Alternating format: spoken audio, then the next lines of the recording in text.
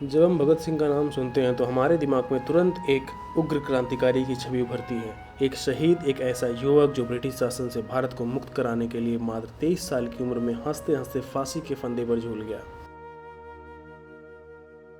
भगत सिंह केवल उपनिवेशवादियों के साम्राज्य से नहीं लड़ रहे थे, वे अंधविश्वास के साम्राज्य से भी लड़ाई कर रहे थे। अक्टूबर 1930 में लाहौर सेंट्रल जेल की अंधेरी काल कोठरी में बंद एक ऐसी मौत की सज़ा का इंतजार करते हुए जो वह जानते थे कि तय है, उन्होंने एक शानदार लेख लिखा। शीर्षक था, मैं नास्तिक क्यों हूँ। आज हम इस ऐतिहासिक दस्तावेज के पन्नों में गहराई से उतरेंगे, एक युवक के दिमाग को टटोलेंगे और उस गहरे दर्शन को उजागर करेंगे कि क्यों उन्होंने भगवान के विचार को पूरी तरह से खारिज कर दिया। इस किताब की फ़िलॉसफी को समझने के लिए हमें पहले ये समझना होगा कि इसे क्यों लिखा गया था।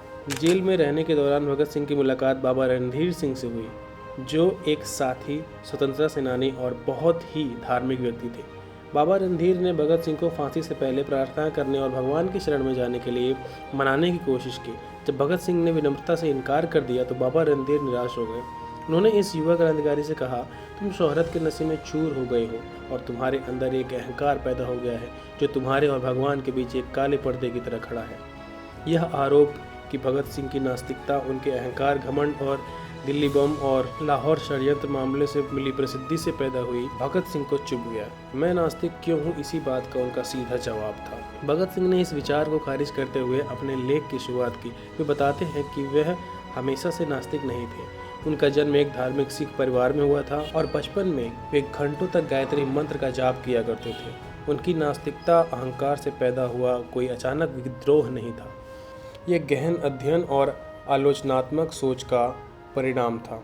1926 के अंत तक दुनिया भर के फिलोसफर्स, क्रांतिकारियों और विकासवादी जीव विज्ञान को बड़े पैमाने पर पढ़ने के बाद उन्होंने जानबूझकर एक यथार्थवादी का रास्ता चुना। वे लिखते हैं, यह अहंकार नहीं है जिसने मुझे नास्तिकता के सिद्धांतों को अपनाने के लिए प्रेरित किया। मैं एक इंसान हूँ और इससे ज़्यादा कुछ नहीं। भगत सिंह के दर्शन का मुख्य स्तंभ अंधी आस्था पर तर्क की पूर्ण सर्वोच्चता है। उनका मानना था कि मानव प्रगति के लिए खड़े होने वाले किसी भी व्यक्ति को पुरानी आस्था के हर पहलू की बेरहमी से आलोचना करनी चाहिए, उसे चुनौती देना चाहिए और उस पर अविश्वास करना चाहिए। भगत सिंह के लिए तर्क के बिना आस्था बहुत खतरनाक थी, क्योंकि यह दिमाग को कुंद कर देती है और समाज को रूढ़िवादी बना देती है।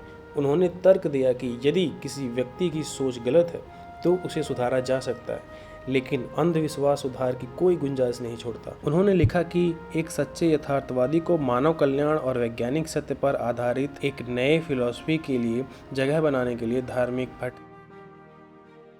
तोड़ देनी चाहिए। यह हमें भगत सिंह के सबसे शक्तिशाली तर्क की ओर ले जाता है, बुराई की समस्या। वह आस्तिकों से एक सीधा और विनाशकारी सवाल पूछते हैं, अगर जैसा कि आप मानते हैं एक सर्वशक्तिमान, सर्वव्यापी, सर्वज्ञ भगवान हैं जिसने इस पृथ्वी की या दुनिया को बनाया है, तो कृपया मुझे बताएं कि उसने इसे क्यों बनाया।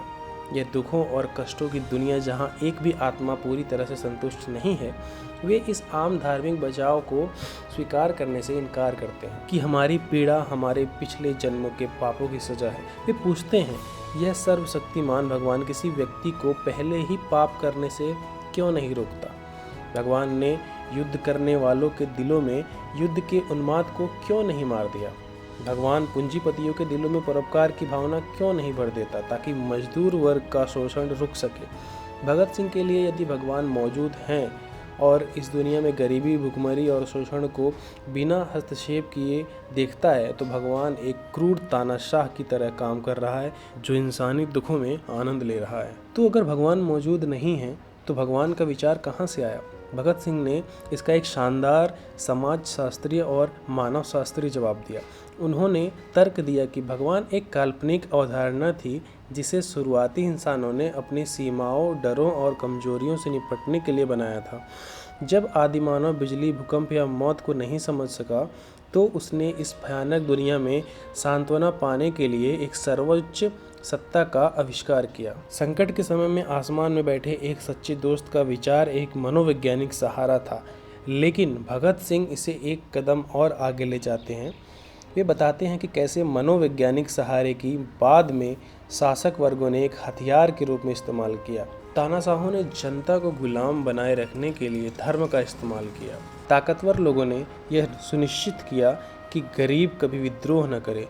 उन्होंने युवाओं से इस भ्रम के खिलाफ लड़ने का आग्रह किया। वे चाहते थे कि लोग मृत्यु के बाद स्वर्ग के वादे के लिए नहीं बल्कि इस दुनिया में स्वतंत्रता और शांति के लिए लड़ें।